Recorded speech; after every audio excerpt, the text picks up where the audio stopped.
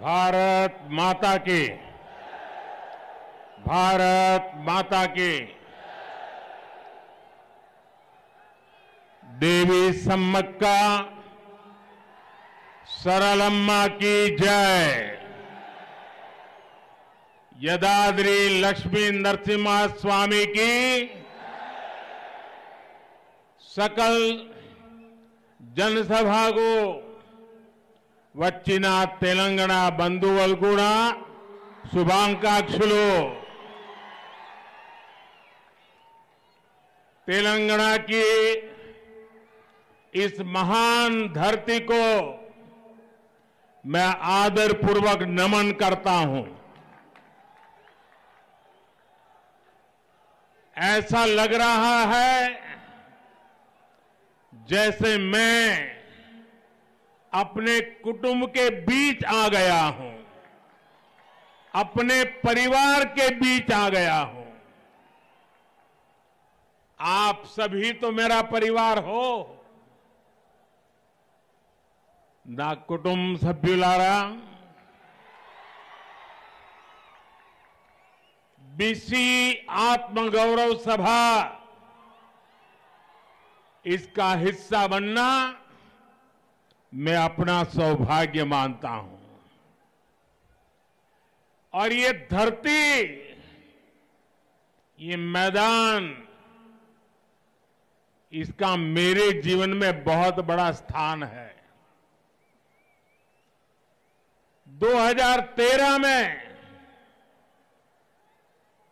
आप सबने मुझे बुलाया था इसी मैदान में, और आप लोगों ने टिकट रखा था कि जो मोदी जी की सभा में आना चाहता है उसको टिकट लेना पड़ेगा, पैसा देना पड़ेगा। हिंदुस्तान के राजनीतिक जीवन की ये पहली और सबसे बड़ी घटना थी, और पूरे विश्व में खबर फैल गई, हिंदुस्तान के जन जन में पहुंच गई, और एक प्रकार से इसी मैदान में मोदी को प्रधानमंत्री बनाने की पक्की नींव रखने का काम हैदराबाद ने, इसी मैदान ने आप लोगों ने किया था। और मैं आज विश्वास से कहता हूं, जिस मैदान से मिले आशीर्वाद, मोदी को पीएम बना दिया, इसी मैदान के आपके आशीर्वाद बीजेपी का पहला मुख्यमंत्री, बीसी मुख्यमंत्री यहीं से बनेगा।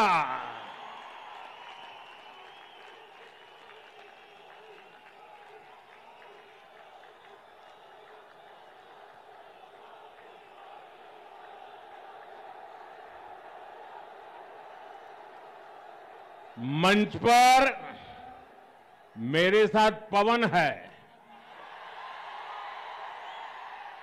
लेकिन मैदान में आंधी है।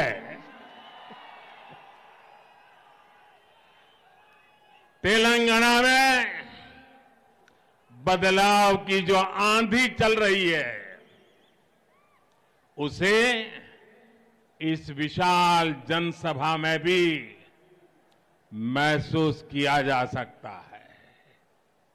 आप लोग तेलंगाना के कोने कोने से आए हैं और अपने साथ एक स्पष्ट संदेश भी लाए हैं। तेलंगाना का विश्वास अब बीजेपी पर है। हमारे बीसी साथी हो, गरीब हो, दलित हो, एसटी एससी भाई बहन हो, सभी ने तेलंगाना में परिवर्तन का मन बना लिया है। पिछले 9 वर्षों से यहां तेलंगाना में विकास विरोधी, बीसी विरोधी, एससी एसटी विरोधी सरकार है। इस 30 नवंबर को आप लोगों के पास तेलंगाना की बीसी विरोधी सरकार को उखाड़ फेंकने का बेहतरीन अवसर है। अब तेलंगाना में कमल ही कमल खिले, ये आपको सुनिश्चित करना है। ना कुटुंब सभ्युलारा, तेलंगाना का गठन 3 मुद्दों पर हुआ था।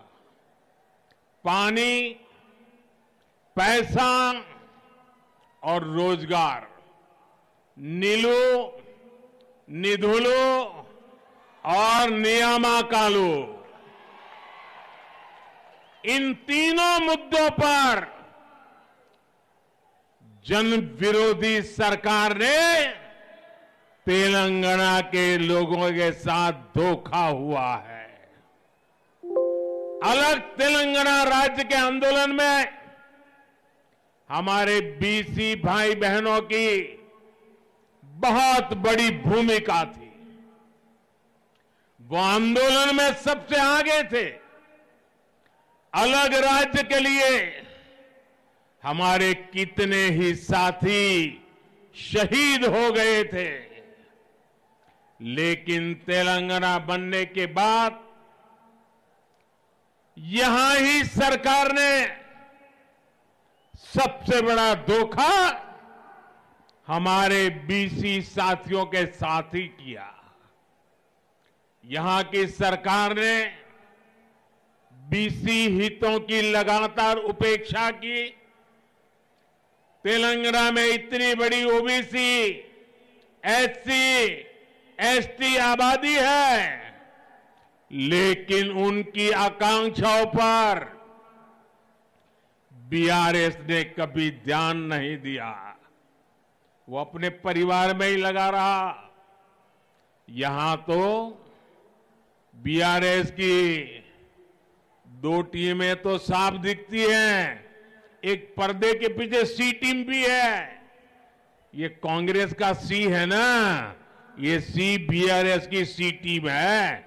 एक कांग्रेस बीआरएस की सी टीम है।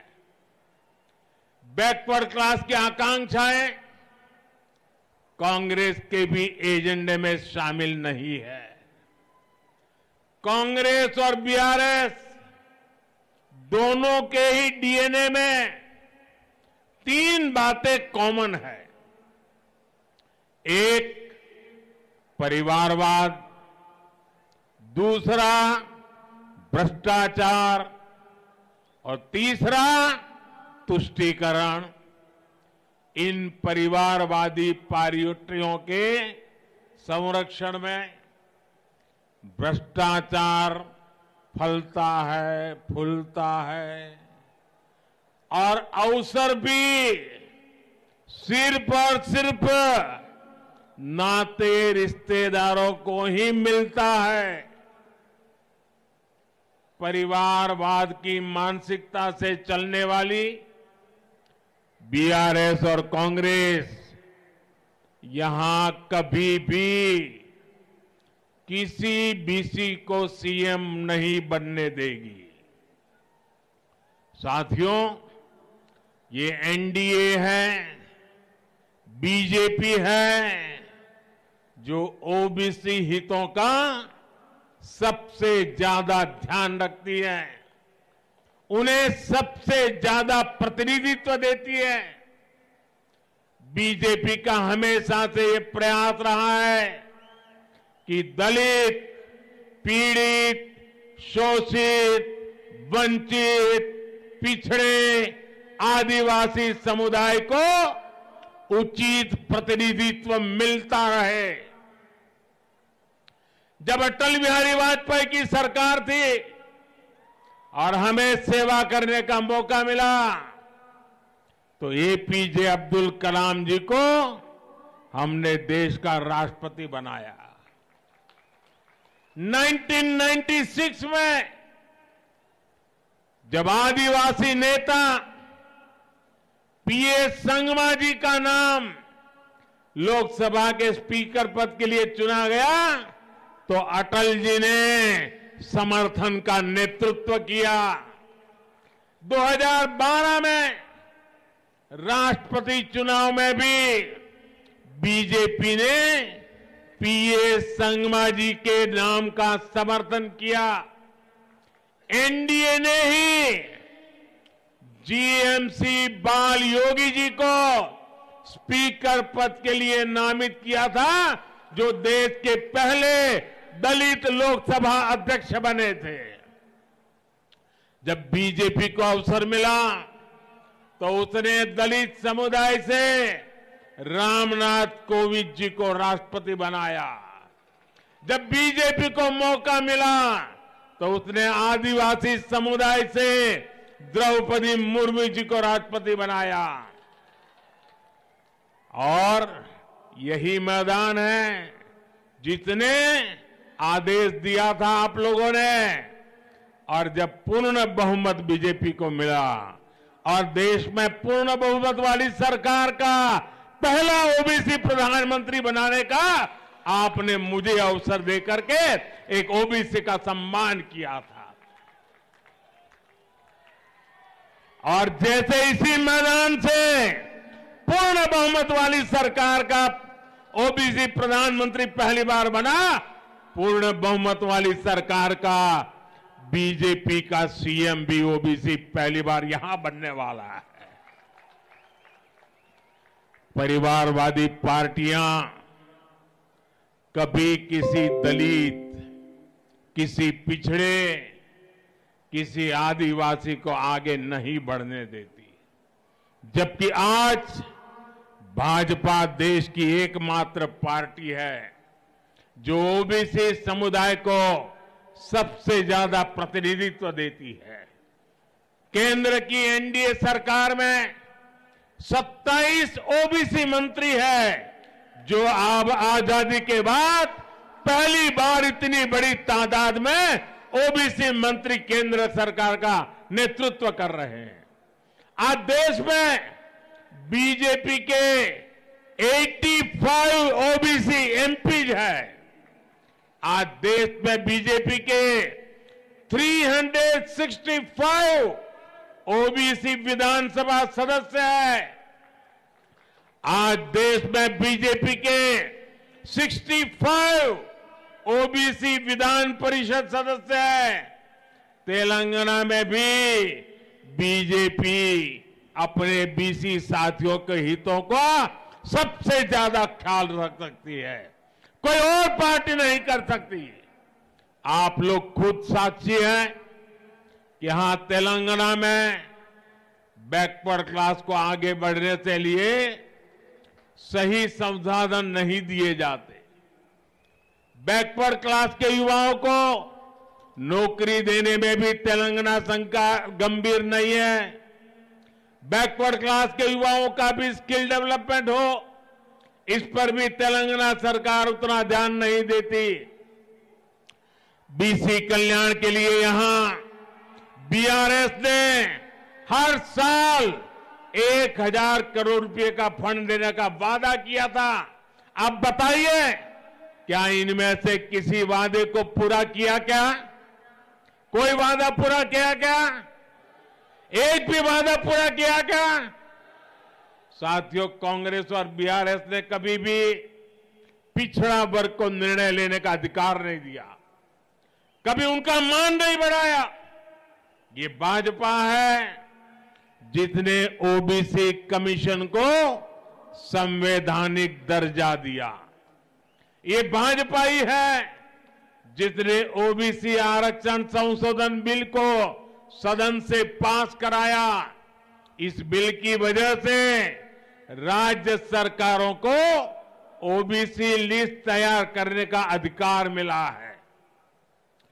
ये भाजपा ही है जिसने मेडिकल, और डेंटल कॉलेजों में ओबीसी के लिए 27% रिजर्वेशन को लागू किया। हमारी ये कदम सोशल जस्टिस, सामाजिक न्याय की दिशा में हमारे कमिटमेंट के प्रमाण है। जब हम गांवों में महिलाओं के सम्मान के लिए करोड़ों शौचालय बनवाते हैं, जब हम करोड़ों महिलाओं को धुएं से मुक्ति दिलाते हैं, जब करोड़ों गरीबों को अपना पक्का घर मिलता है, जब करोड़ों गरीबों तक पक्की सड़कें पहुंचती हैं, जब करोड़ों लोगों को 5 लाख रुपए के मुफ्त इलाज की गारंटी मिलती है, तो इसका बहुत बड़ा लाभ बैकवर्ड कम्युनिटी को ही मिलता है। समाज के हर वर्ग को आगे बढ़ाने, सम्मान के साथ जीने और न्याय पाने का अवसर मिले, यही भाजपा का प्रयास है। इसलिए आज बीसी, एएससी, एसटी, गरीब, वंचित, शोषित वर्ग का हर व्यक्ति भाजपा के संकल्प के साथ खड़ा है। साथियों, हमारे बीसी समुदाय में बहुत बड़ी संख्या में विश्वकर्मा भाई बहन भी आते हैं। विश्वकर्मा साथियों के बिना रोजमर्रा का जीवन की कल्पना भी नहीं की जा सकती। हमारे कुम्हार हो, सुनार हो, सुथार हो, मूर्तिकार हो, कपड़े धोने वाले हो, कपड़े सिलने वाले हो, जूते बनाने वाले हो, बाल काटने वाले हो, ऐसे बहुत से साथी बीसी समुदाय से ही आते हैं। ऐसे लोगों के लिए ही भाजपा सरकार ने पीएम विश्वकर्मा योजना बनाई है। इस योजना के तहत हमारे विश्वकर्मा भाइयों बहनों पर 13,000 करोड़ रुपए खर्च किए जाएंगे। इससे उन्हें अपना जीवन स्तर उठाने में, अपने जीवन से अन्य परेशानियां दूर करने में बहुत बड़ी मदद मिलेगी। ना कुटुंब सभ्युलारा कहते हैं, अहंकार किसी का भी हो उसको टिकने नहीं देता है। बीआरएस के नेताओं में भी वही अहंकार दिखता है। 2019 के लोकसभा चुनाव में तेलंगाना के लोगों ने ऐसे अहंकारी सीएम को अपने वोट की ताकत से जवाब दिया था। इसी बौखलाहट में यहां के नेता मोदी को गाली देते रहते हैं। बीआरएस के भ्रष्टाचार के तार दिल्ली के शराब घोटाले से भी जुड़े हुए हैं। जांच एजेंसियों ने जब उनके भ्रष्टाचार की जांच शुरू की तो ये लोग जांच एजेंसियों को भी गालियां देने लगे। लेकिन आज मैं ऐसे लोगों को डंके की चोट पर कहना चाहता हूं, भ्रष्टाचार के खिलाफ कार्रवाई होके रहेगी। जिन्होंने जनता को लूटा है उनको लौटाना ही पड़ेगा। और मेरे तेलंगाना के भाइयों बहनों, ये मोदी की गारंटी है। साथियों, बीआरएस और कांग्रेस अलग अलग नहीं है। एक ही सिक्के की दो बाजू है। कांग्रेस ने 7 दशक में परिवारवाद और भ्रष्टाचार का जो मॉडल डेवलप किया, बीआरएस उसी पर चल रही है। दोनों की मंशा मिलकर राज्य की संपत्ति को लूटने की है। ये दोनों पार्टियां अपने बेटा बेटी को आगे बढ़ाने में लगी है। उन्हें आपके बेटे बेटियों की कोई परवाह नहीं है। बीआरएस ने सत्ता में आने के लिए जो बड़े बड़े वादे किए थे, उनमें से किसी वादे को पूरा नहीं किया। तेलंगाना की सरकार ने युवाओं के साथ सबसे बड़ा विश्वासघात किया है। टीएस पीएससी परीक्षा की तैयारी कर रहे छात्रों को 9 वर्षों से सिर्फ और सिर्फ धोखा मिल रहा है। छात्रों ने वर्षों तक परीक्षा होने का इंतजार किया और जब परीक्षा का ऐलान हुआ तो पेपर लीक हो गया। बीआरएस की नाकामी ने तेलंगाना की एक पूरी पीढ़ी का भविष्य बर्बाद कर दिया। और ये हाल सिर्फ एक परीक्षा का नहीं है, राज्य में होने वाली हर परीक्षा में गड़बड़ी इस सरकार की पहचान बन गई है। आज युवा पूछ रहे हैं, बीआरएस के रोजगार के वादे का क्या हुआ? हर महीने बेरोजगारी भत्ता देने का वादा करके बीआरएस ने इस वादे को भी पूरा नहीं किया।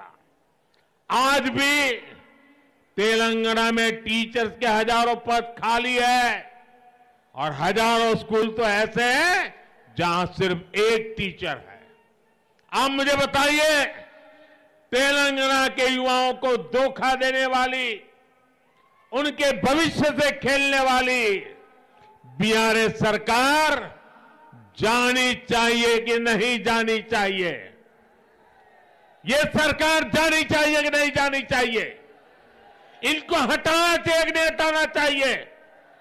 हर गांव गली से हटाना चाहिए कि नहीं हटाना चाहिए? ना कुटुंब सभ्युलारा, बीआरएस ने तेलंगाना के मेरे गरीब भाई बहनों पर उनको जो डबल बेडरूम के वाले घर देने के सपने दिखाए थे, लेकिन ये वादा भी बीआरएस का हवा में उड़ गया। एक तरफ बीआरएस का ट्रैक रिकॉर्ड है तो वहीं बीजेपी का सेवा काल भी है।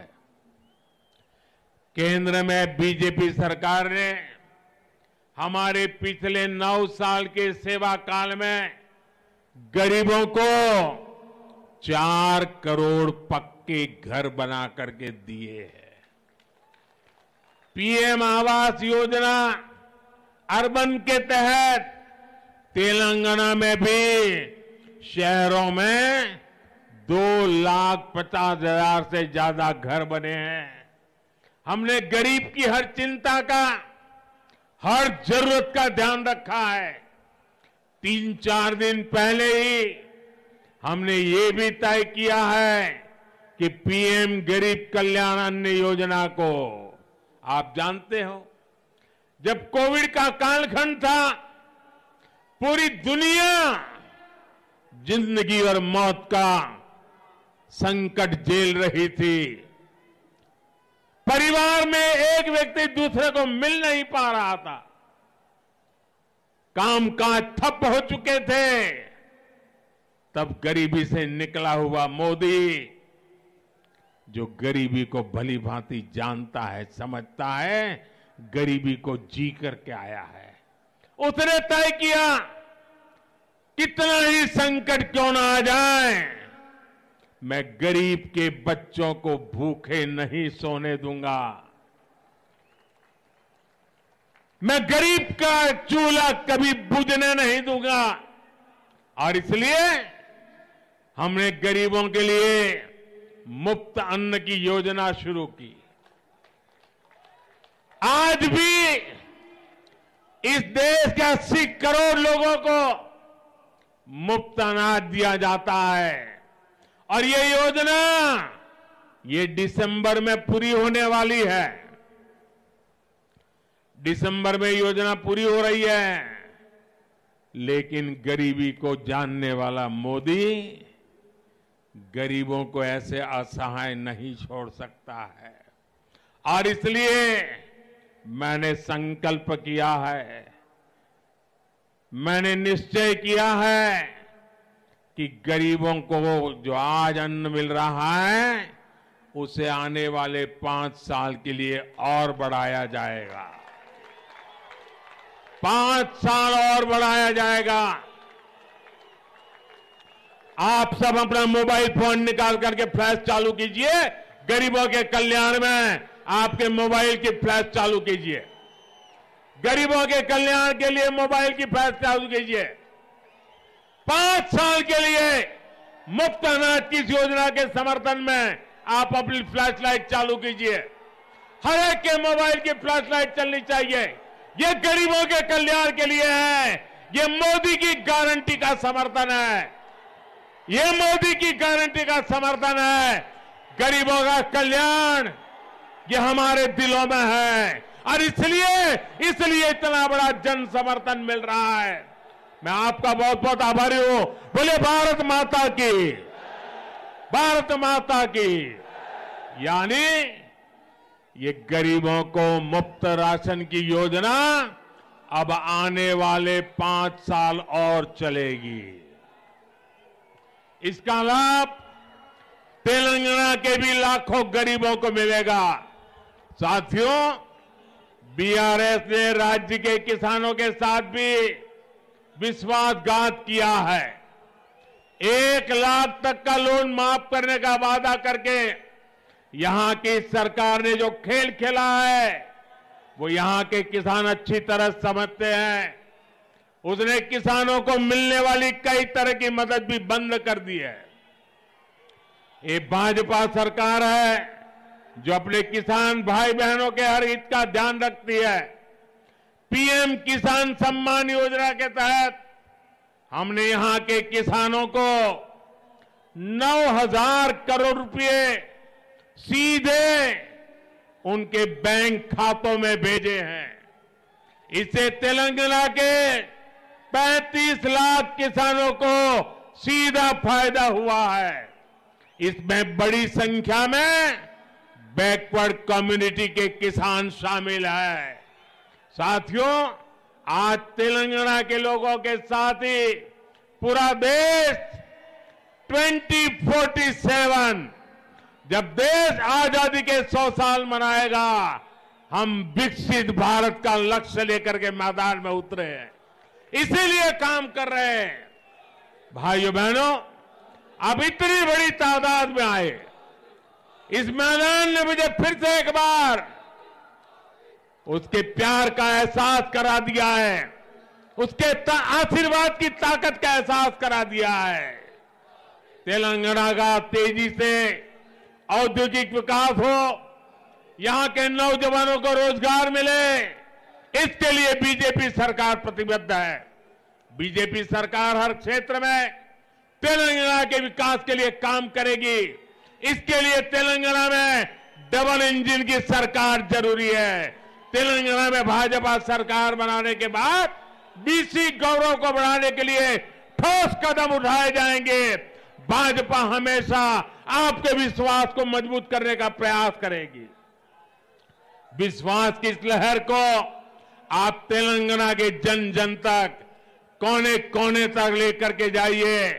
आप इतनी बड़ी तादाद में आए, नौजवानों का जो मैं जोश देख रहा हूं, मैं साफ देख रहा हूं, तेलंगाना में बीजेपी की सरकार बनाने का आपने फैसला कर लिया है। मेरे साथ बोलिए, भारत माता की, भारत माता की, भारत माता की जय। आप सबका बहुत बहुत धन्यवाद।